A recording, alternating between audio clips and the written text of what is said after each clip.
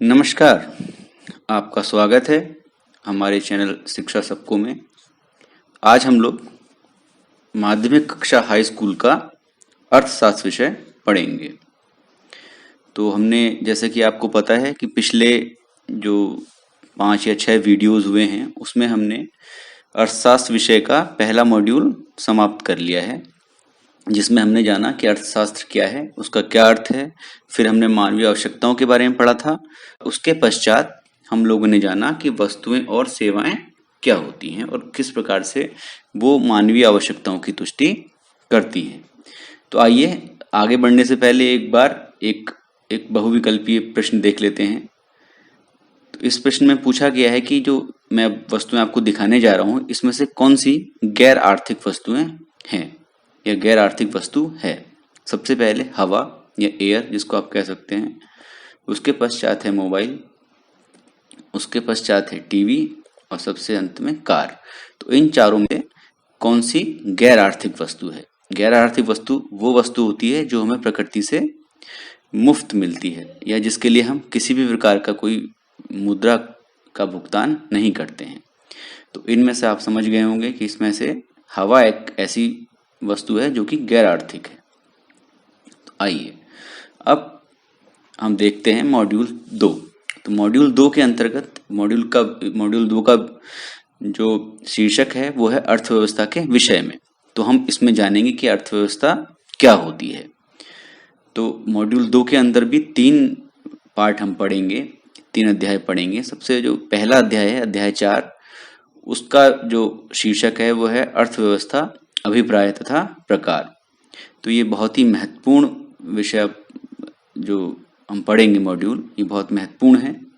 इसलिए भी महत्वपूर्ण है क्योंकि आप लोग अपने आम जो जीवन है उसमें रोज अर्थव्यवस्था के बारे में किसी न किसी प्रकार से अवगत होते रहते हैं।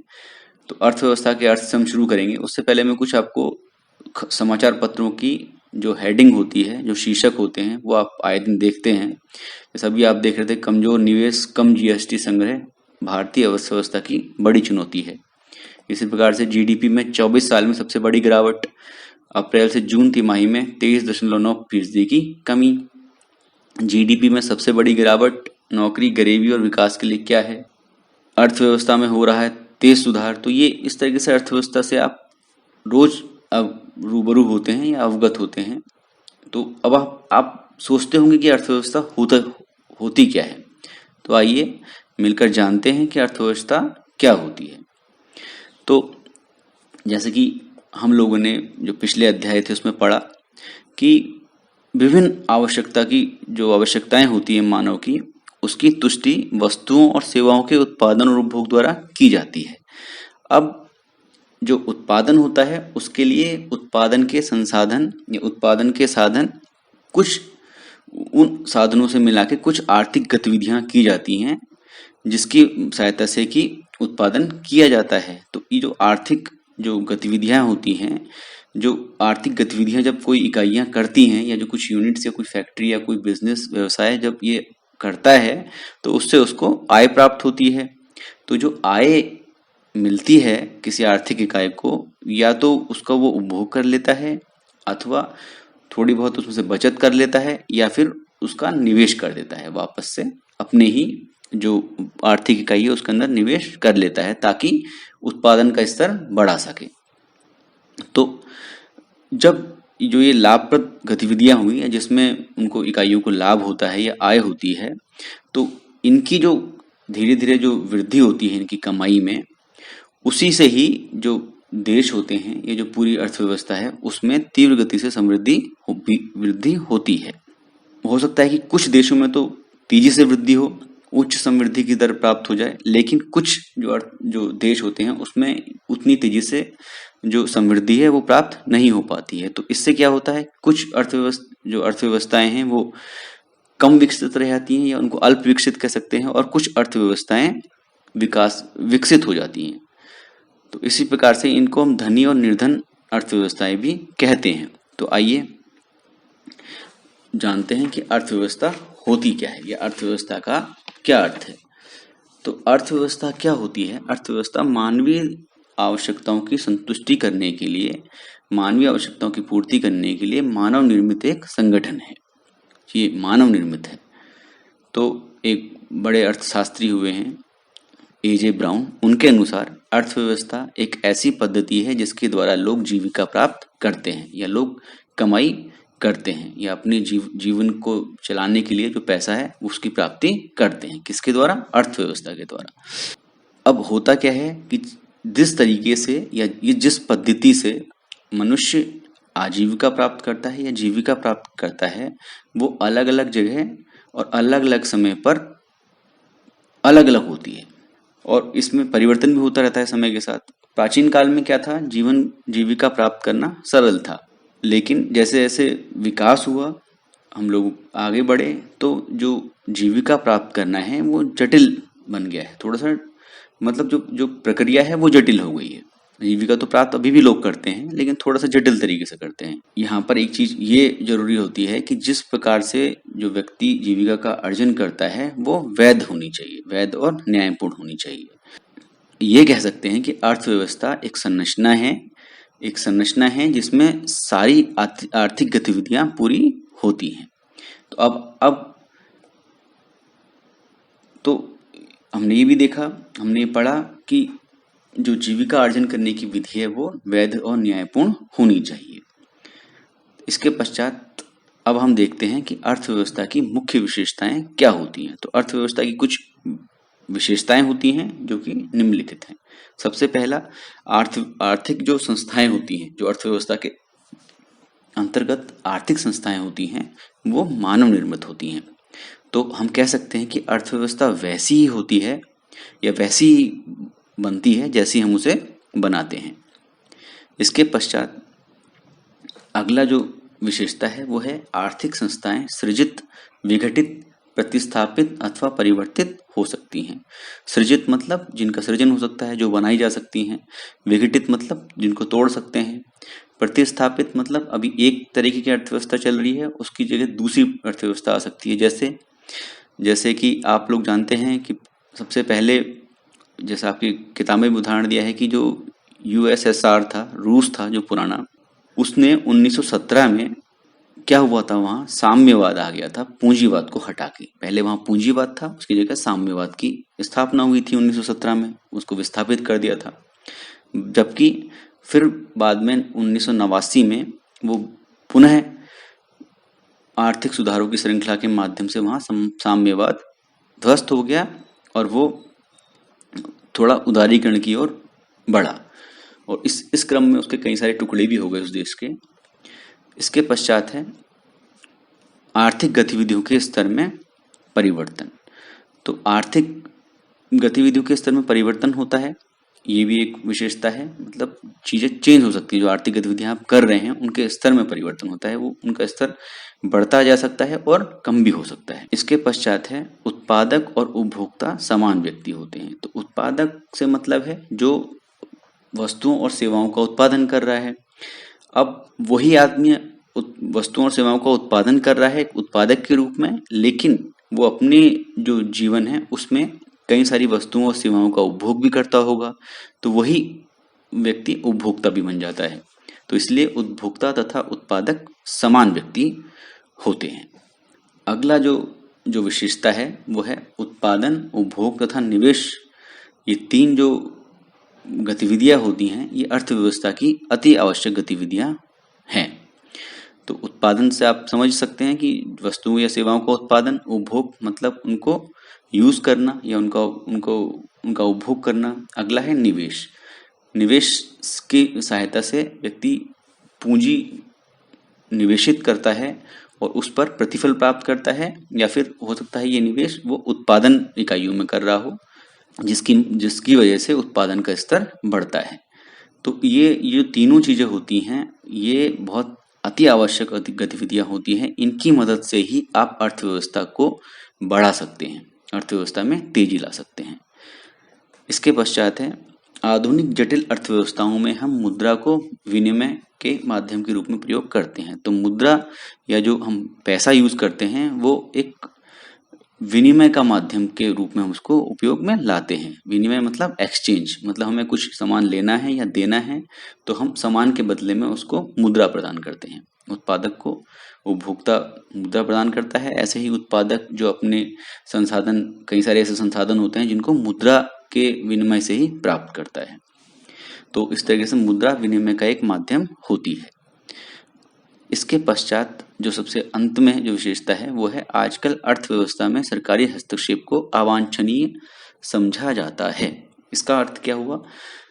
ये मानते हैं कि अर्थव्यवस्था में सरकारी हस्तक्षेप कम से कम होना चाहिए, ये माना जाता है। अब ये क्यों माना जाता है ये भी हम आगे जानेंगे।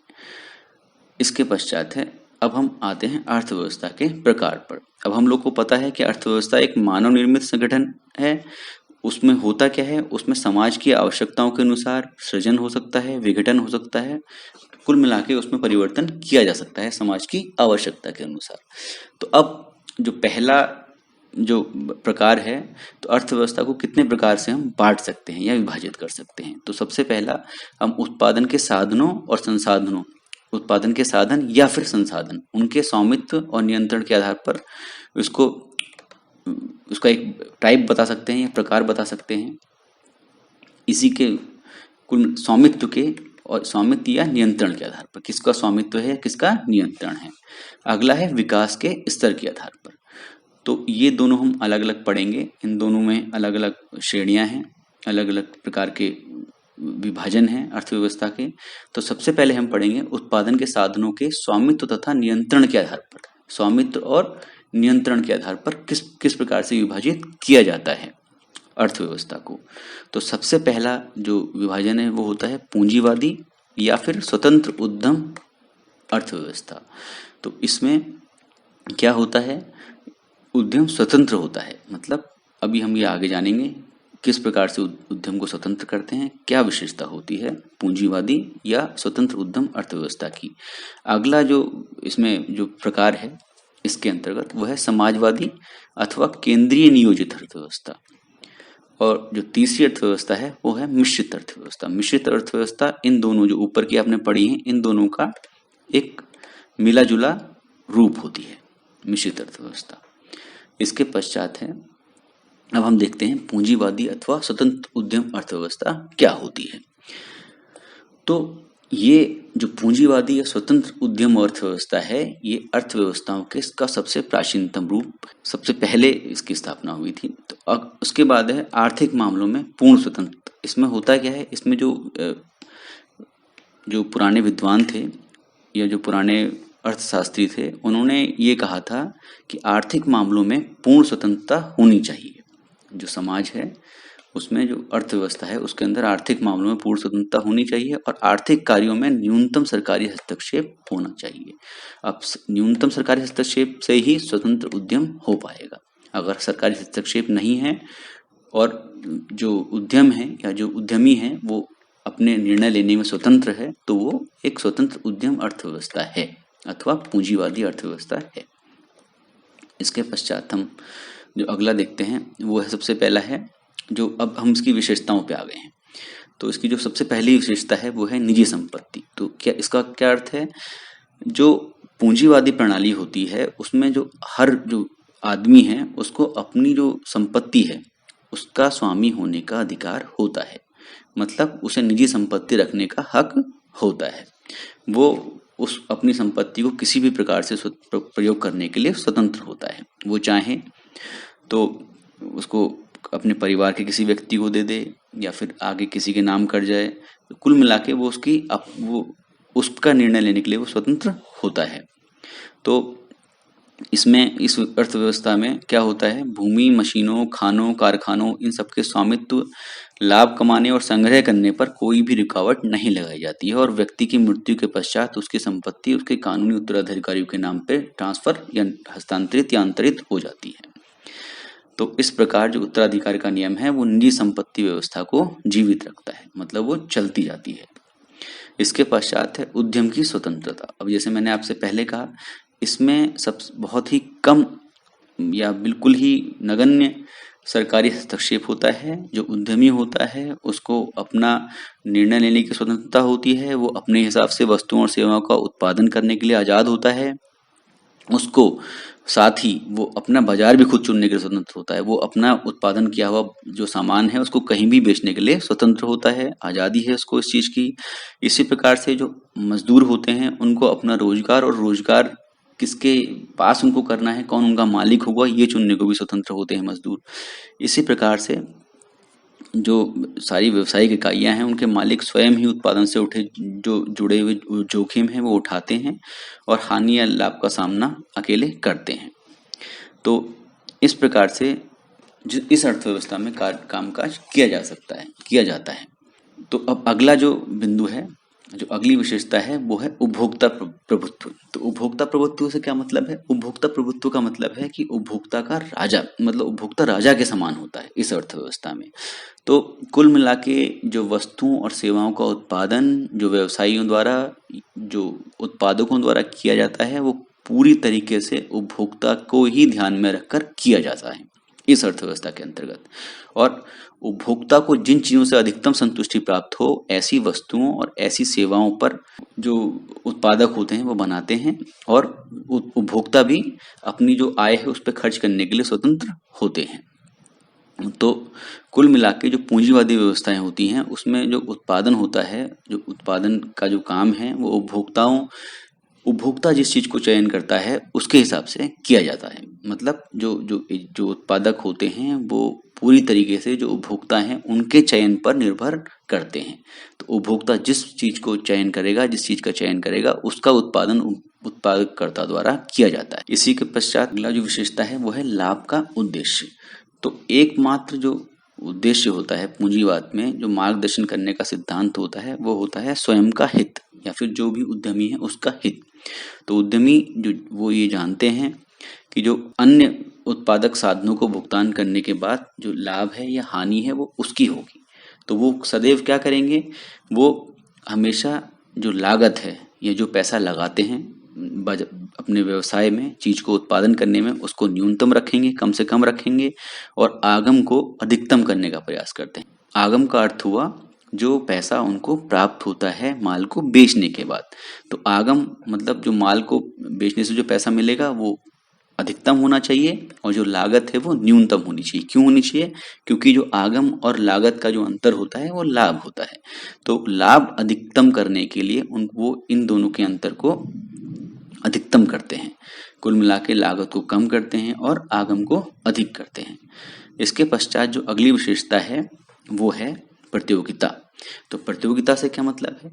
प्रतियोगिता से मतलब है कि वस्तुओं को बनाने वाले कई सारी जो उत्पादक इकाइयां होती हैं, तो कई सारी उत्पादक इकाइयां हैं वो अलग अलग प्रकार से वस्तुएं बनाते हैं। तो जो व्यक्ति या जो भी उत्पादक सर्वश्रेष्ठ वस्तु बनाएगा वो ही बाजार में टिक पाएगा। क्यों टिक पाएगा? क्योंकि सर्वश्रेष्ठ वस्तु उसको बनानी है और साथ ही साथ कम लागत पर बनानी है। तो होता क्या है कि जो पूंजीवादी पद्धति होती है उसमें किसी जो व्यवसाय होते हैं उसमें फर्मों के प्रवेश करने की, मतलब उसमें भाग लेने की और उससे निकलने का कोई प्रतिबंध होता नहीं है। तो कितने भी लोग उत्पादक बाजार में वस्तु की आपूर्ति कर रहे होते हैं एक समय में। तो इस कारण जो कोई भी कंपनी है, जो कोई भी फर्म है वो सामान्य से अधिक लाभ नहीं कमा पाती है। तो प्रतियोगिता क्या होती है? पूंजीवाद की एक आधारभूत विशेषता है। मतलब जो मेन जो एक कहना चाहिए एक प्रॉपर्टी है, ये विशेषता है, वो प्रतियोगिता है। और इसी कारण उपभोक्ता का शोषण से बचाव होता है। उपभोक्ता का शोषण से बचाव इसलिए होता है क्योंकि उसको अधिक गुणवत्ता वाली वस्तु कम से कम मूल्य में उपलब्ध होती है इस प्रतियोगिता के कारण। तो हालांकि अब धीरे धीरे आजकल बहुत बहुत बड़ी कंपनियां, जो कंपनियों के साइज हैं वो बढ़ते चले जा रहे हैं, बहुत बड़े आकार के हो पा रहे हैं, और जिस कारण से कुछ एकाधिकारी, जिसको आप आगे पढ़ेंगे, ऐसी प्रवृत्तियां बाजार में पनप रही हैं। लेकिन फिर भी आप देख पाते होंगे कि कंपटीशन है, प्रतियोगिता होती है। अगला है बाजारों और कीमतों का महत्व। तो पूंजीवाद में होता क्या है पूंजीवाद में आपने अभी तक देखा निजी संपत्ति होती है, चयन की स्वतंत्रता होती है, मतलब ग्राहक ही भगवान होता है, लाभ का उद्देश्य होता है। ये सारी जो विशेषताएं हैं ये बाजार की कीमत प्रणाली के सुचारू रूप से काम करने के लिए उपयुक्त परिस्थितियों का निर्माण करती हैं। कुल मिला के जो पूंजीवाद होती है वो मूलतः बाजार आधारित व्यवस्था होती है जिसमें प्रत्येक वस्तु की एक कीमत होती है। और कीमत कौन निर्धारित करता है? कीमत का निर्धारण कोई नहीं करता है। कीमत का निर्धारण मांग और आपूर्ति की जो शक्तियां होती हैं, जिसको आप आगे पढ़ेंगे, सप्लाई और डिमांड, इनकी जो पावर्स हैं वो ही कीमत का निर्धारण करती हैं। ये एक आदर्श व्यवस्था होती है जिसमें कि सप्लाई और डिमांड ही या मांग और आपूर्ति ही कीमत का निर्धारण करती हैं। और होता क्या है कि जो कंपनियां जो फर्में उस निश्चित कीमत के अनुसार अपने उत्पादन को ढाल पाती हैं या उस कीमत पर उपलब्ध करा पाती हैं वस्तुएं, वो तो सामान्य लाभ कमा पाती हैं, लेकिन जो बेचारे और जो बिजनेसमैन हैं या जो और उद्यमी हैं वो उन लोगों को बाजार से हटना पड़ता है। क्यों हटना पड़ता है? क्योंकि वो उस कीमत पर जो कीमत सप्लाई और डिमांड की जो फोर्सेस हैं या मांग और आपूर्ति की जो शक्तियां हैं उन्होंने जो कीमत निर्धारित करी है उससे अधिक कीमत पर जो वस्तुएं उत्पादन कर रहे हैं उनको बाजार से जाना पड़ता है। और सबसे जो अंतिम जो उसकी विशेषता है वो है सरकारी हस्तक्षेप का अभाव। इस व्यवस्था में सरकारी हस्तक्षेप का सबसे कम होता है या बिल्कुल ही नहीं होता है। तो जो व्यवस्था होती है इसके अंदर किसी भी प्रकार से सरकार के हस्तक्षेप की कोई संभावना नहीं होती है पूंजीवादी अर्थव्यवस्था में या स्वतंत्र उद्यम अर्थव्यवस्था में। इसीलिए उसको स्वतंत्र उद्यम अर्थव्यवस्था कहते भी हैं क्योंकि उद्यम स्वतंत्र हैं। तो अब आगे हम जानते हैं कि आज के विश्व में पूंजीवाद का क्या स्थान है या पूंजीवाद किस तरीके से उपस्थित है। तो आजकल विश्व में शुद्ध रूप से पूंजीवाद देखने को नहीं मिलता है। कुल मिला के कहने का ये मतलब है कि शुद्ध रूप से पूंजीवाद नहीं देखने को मिलेगा। कहीं भी प्योर जो कैपिटलिज्म है वो नहीं है। वो अब मतलब मिश्रित वाली जो अर्थव्यवस्था है उस पर ज़्यादा हम लोग चले गए हैं धीरे धीरे। लेकिन USA, UK, France, Netherlands, Spain, पुर्तगाल, ऑस्ट्रेलिया, ये जो जितने देश हैं इनकी जो अर्थव्यवस्थाएं हैं उनके अर्थव्यवस्थाओं में जो आर्थिक विकास जो उनकी अर्थव्यवस्थाओं का आर्थिक विकास हुआ उसमें उनकी जो अपनी सरकारें थी उनकी सक्रिय भूमिका रही। और कुल मिला के इन देशों को पूंजीवादी देशों के रूप में जाना जाता है। इसके पश्चात है जो अगला प्रकार है अर्थव्यवस्था का वो है समाजवादी अथवा केंद्रीय नियोजित अर्थव्यवस्था। तो समाजवादी अर्थव्यवस्था में क्या होता है? समाजवादी अर्थव्यवस्था में पूंजीवादी अर्थव्यवस्था के उलट जो सभी जो उत्पादक संसाधन हैं या जो फैक्टर्स ऑफ प्रोडक्शन हैं उन सब पर समाज के बेहतर हितों की पूर्ति के लिए सरकार का स्वामित्व और नियंत्रण होता है। इसमें पूरी तरीके से सरकार का स्वामित्व और नियंत्रण होता है। इसमें एक केंद्रीय योजना प्राधिकरण होता है। वो क्या करता है? वो योजना बनाता है, वो प्लान करता है कि क्या वस्तु बनेगी और क्या सेवा बनेगी या कितनी बनेगी और किस प्रकार से सब में बांटी जाएंगी। ये सारी की सारी जो योजनाएं होती हैं वो एक केंद्रीय योजना प्राधिकरण तय करता है जो कि सरकार के अंतर्गत होता है। इसकी विशेषताएं हैं। इसकी जो पहली विशेषता है वो है उत्पादन के संसाधनों का सामूहिक स्वामित्व। तो वहाँ निजी स्वामित्व था, यहाँ सामूहिक स्वामित्व की बात हो रही है। जो सारे के सारे जो फैक्टर्स ऑफ प्रोडक्शन हैं, जो संसाधन हैं, उनका जो मालिक होते हैं वो सभी लोग होते हैं या सरकार होती है। मिला जुला स्वामित्व होता है। अगला है समाज के कल्याण का ध्येय। तो इसका जो उद्देश्य होता है इस अर्थव्यवस्था का वो होता है समाज का कल्याण। समाज के कल्याण के लिए काम करते हैं। तो ये लाभ के लिए काम नहीं करते बल्कि जो ये अर्थव्यवस्था होती है इसमें अधिकतम सामाजिक कल्याण की प्राप्ति के उद्देश्य से काम किया जाता है। और इसमें साथ ही साथ मांग और आपूर्ति की जो शक्तियां जिसकी बात हमने वहां की थी पूंजीवादी अर्थव्यवस्था में वो इतनी महत्वपूर्ण भूमिका नहीं निभाती हैं। क्यों? क्योंकि इसमें कीमत का निर्धारण सरकार द्वारा किया जाता है। किसको ध्यान में रख के किया जाता है? कल्याण के उद्देश्य को ध्यान में रख। अगला जो है इसका जो विशेषता है वो है केंद्रीय नियोजन। केंद्रीय नियोजन मतलब एक जगह पर प्लानिंग करना, केंद्र में प्लानिंग करना। तो सरकार के द्वारा प्लानिंग की जाती है या नियोजन जो किया जाता है वो सरकार के द्वारा किया जाता है। जो मैंने अभी आपको पहले बताया था, केंद्रीय योजना प्राधिकरण जो होता है वो संसाधनों की उपलब्धता का आकलन करता है।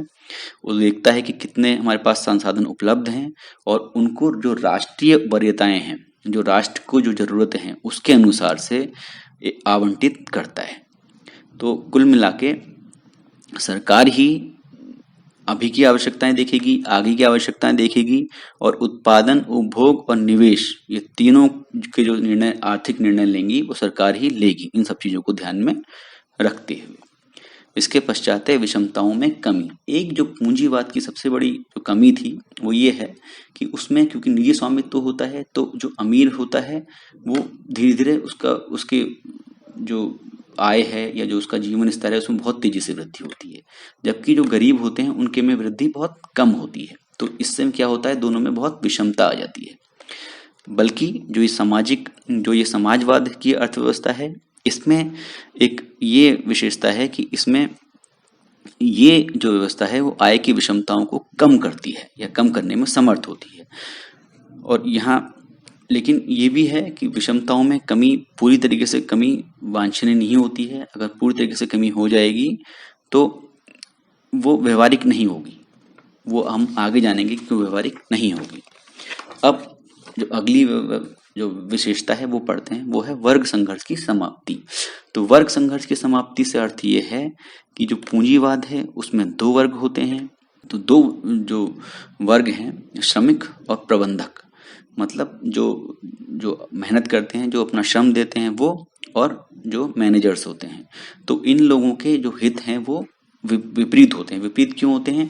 क्योंकि श्रमिक चाहते हैं कि उनको अधिक से अधिक सैलरी मिले या वेतन मिले, जबकि मैनेजर्स चाहते हैं कि कम सैलरी दें और अधिक से अधिक कार्य उनसे लें। तो ये दोनों ही लोग जो होते हैं वो ये दोनों वर्ग अपनी आय और लाभ को अधिकतम करना चाहते हैं। इससे क्या होता है, उनमें आपस में संघर्ष होता है।